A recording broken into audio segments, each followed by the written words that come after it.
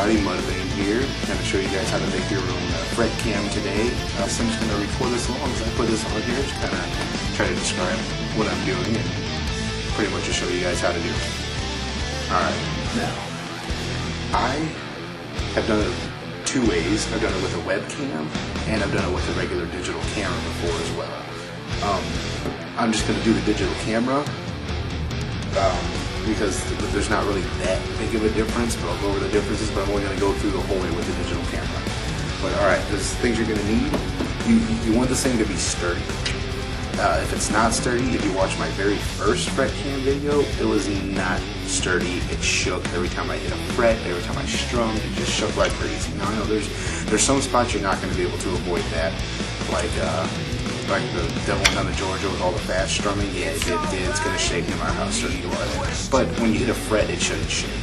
And that's where this comes in. Drumsticks work great. They're sturdy, they don't bend, they're rigid. That'll work well.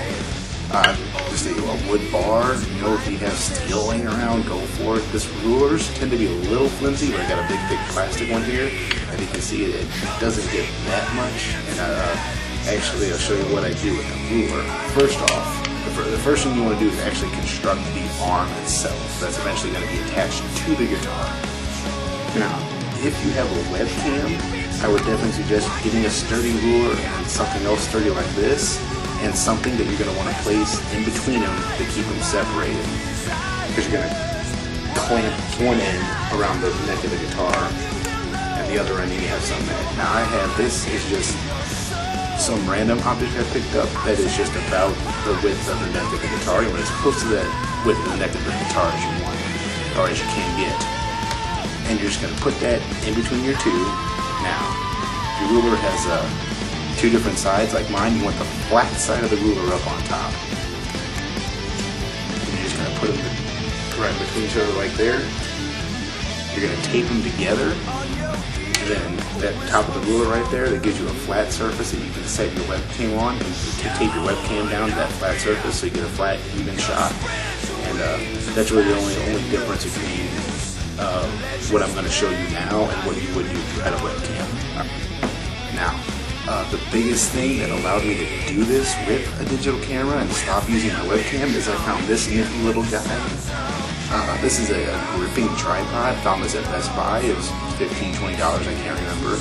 But man, this thing is awesome. You can bend it and mold it any way you want. I like that I can just squeeze all the arms down together like this real good. Try to get it real close so you can see. It's got the swivel attach point here, and so I can bend this down until I got a flat, just like that.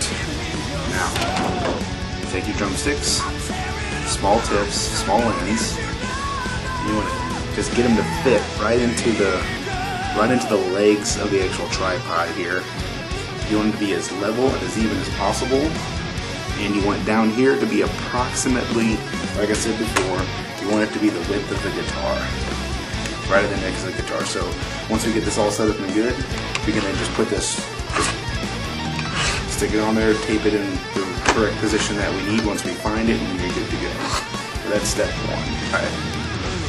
Now as you can see, we got that stuck in there nice and good.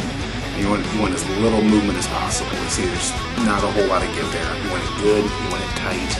Everything you want to be as rigid as possible. Because when that guitar moves, you want this to move right along with the guitar. Any difference between this and the guitar is going to shake, you're going to go out of focus. We don't want any of that. You want to make sure that the docking spot here is exactly parallel with your fretboard. You don't want it to be twisted, you want to get a good shot of it. So first thing I check is that. Now, if I actually look at my digital camera, you can see that here's my lens. The dock, however, is right here. You see there's a little bit of an offset on there. So the center of the lens is a little bit to the, I guess it's my left, a little bit to the left of where it actually docks into the tripod. So I take that into consideration because I want to make sure that the center of that camera lines up directly over the yellow fret. That'll give you a nice centered shot, everything will look great, and I'm getting to look just like mine. Okay, and there you have it. That's how I set up my FretCam.